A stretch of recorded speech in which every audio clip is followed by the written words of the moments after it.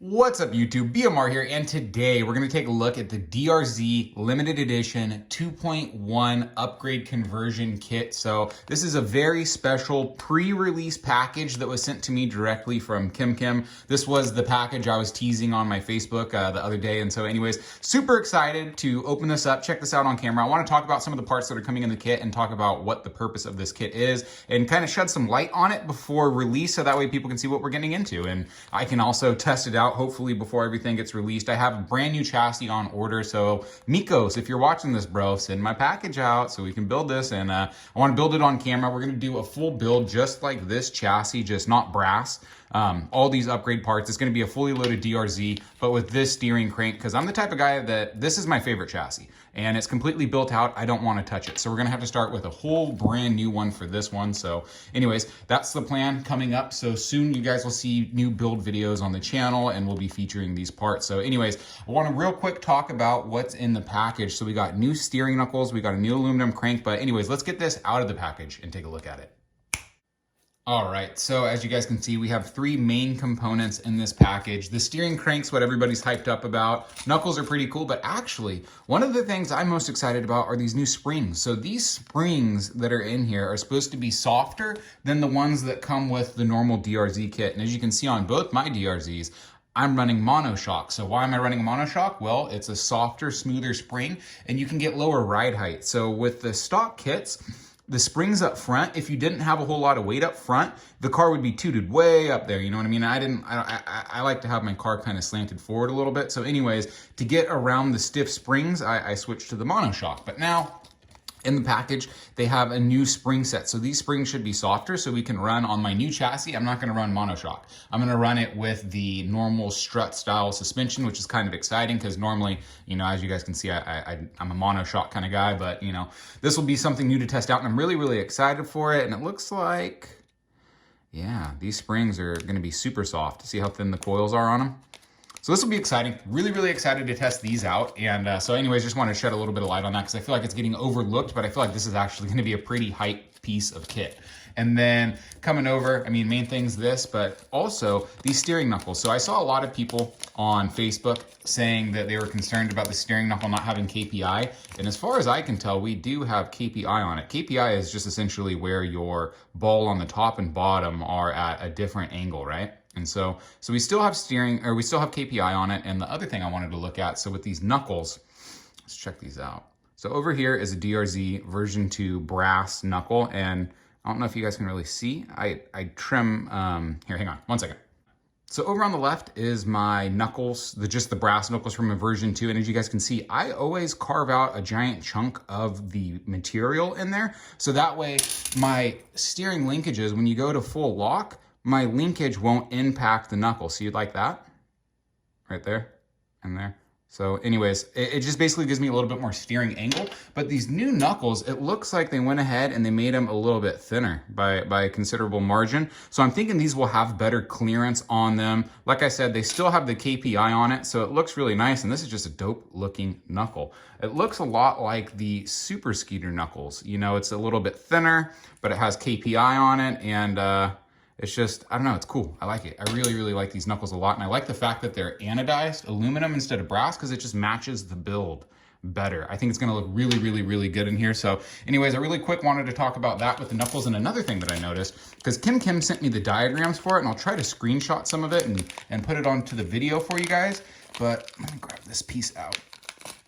So check it out, guys. This is our new wheel lock. So instead, back in the old days, you know, you would have a little wheel thing and you'd put it through and then you'd thread your wheel onto it. This is the opposite. So if this is the outside, let me show you on something that'll make more sense. So here on this one, it threads in like this. Check it out.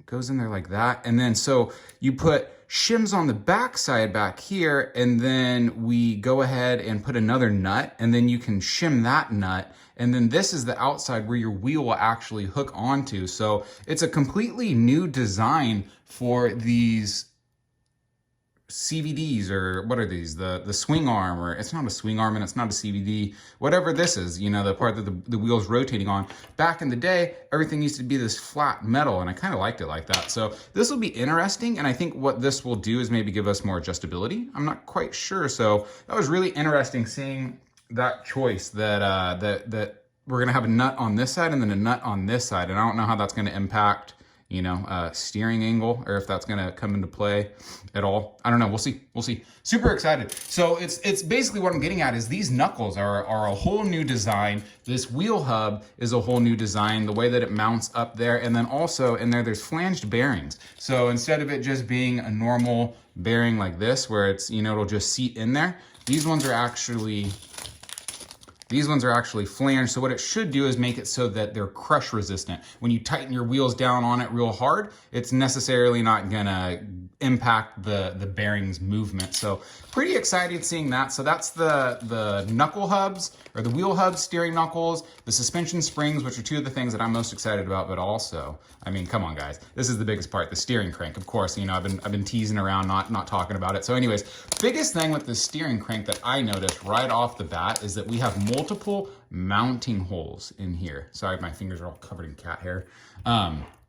So over here on this standard crank, I don't know if you guys can see it. So here's the steering crank in there, and it's carbon fiber and plastic are the two components. This bottom half is plastic, this top part is carbon fiber. So I'm super excited to see this thing full aluminum, because I had some issues with my steering cranks in previous builds. This one wasn't an issue.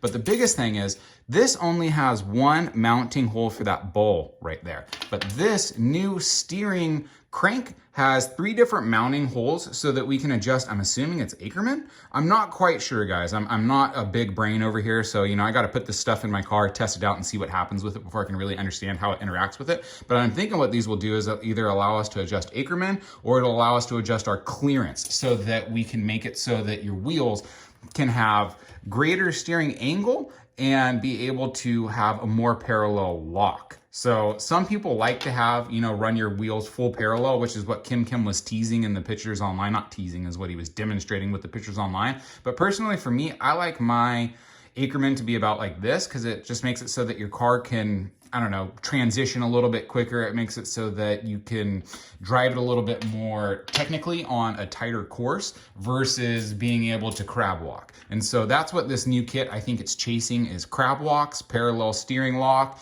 and basically more steering angle. But it's really cool to me that they're switching their bearings even, you know, we're switching over to flanged bearings. And then in here, as you guys can see, another thing everybody's been screaming about for a long time, and Atomic's finally done it, and it's really exciting, is we now have these linkages that are curved. So curved linkages. So what the curved linkage would do is it makes it so that you don't have to trim your wheel hub like I did, so that way your ball head can get that clearance right there.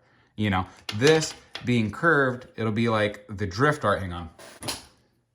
So the ball heads are now like the drift art. See how that one in there, it curves around the knuckle. Everything goes around it. So it's really interesting to see that Atomic has basically completely redesigned the front steering geometry for the DRZ version 2.1. It's completely different, guys, and apparently it's really meant for the wider bodies, so that way you can take full advantage of the angle, the geometry, and everything like that. But you know me, guys, I run narrow mini Z bodies, 94mm narrow only. And so that's what I'm going to be doing with my build, is we're going to go for a narrow 94mm mini Z body. Of course, I'm going to throw an R32 on it, and we'll see how we can perform with it. And so anyways, thing I'm most excited about for this steering knuckle, or I mean for the steering crank, is flanged bearings, number one. I think we're going to be able to shim it up and make it so that the steering crank's a little bit tighter, because on my build, my biggest thing is, like, I go for making it as solid as possible, making it so, you know what I mean, like nothing rocks around and stuff like that. And my steering crank has a little bit of play. So I'm thinking on this new build, we're gonna be able to completely shim it out, make it super rock solid, and it's gonna be a really nice piece of kit once it's fully done. And like I said, having this adjustability up here in the steering crank was not something that I expected. Curved arms, I was not expecting. And then the craziest thing to me is this new wheel hub or wheel attachment or whatever you call it, basically wherever your front wheel mounts onto your steering hub. So that's going to be crazy. I don't know. I'm really excited to see this new kit in action. And of course, we got the soft spring. So super pumped for this kit, guys. Please stay tuned to the channel. Oh, sorry for bumping you.